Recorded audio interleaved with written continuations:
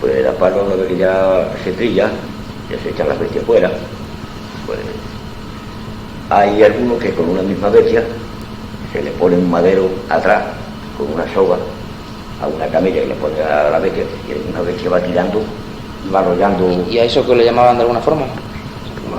Nosotros llamamos aquí un palo siempre. ¿Y se montaban encima para...? Exactamente, se montaba y se agarraba y claro. Pero cuando eran palos así más pequeños y eso, con la misma horquilla, pues se amontonaba, luego después se rastillaba, luego después se daba un barrido por encima, y lo otro que ya quedaba, que es donde se sacaban los suelos, que es donde queda la milla de tierra, sí, que montar las redes. Lo menudo ya. Exactamente. El instrumento con el que se trillaba. Aquí se trillaba con bestia y con trillo.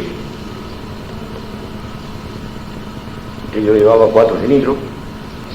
¿Y se han utilizado vacas para trillar o solo bestia? Yo no las he conocido. Solo bestia, entonces. Solamente bestia. ¿A tirar al viento la cascarilla del grano, como le dicen? Hombre, eso es para limpiarlo, pero con la herramienta que se tira, aquí le llamamos herviero, que tiene 6 púas, 6 hoyos. Pero es de madera, ¿no? De madera. La cabeza es de encina, luego después las púas vienen de roble o de eucalipto. Sí, algo llama más duro. Exactamente. No se rompe. Y el mango se le puede poner mayormente de chopo, que pesa menos.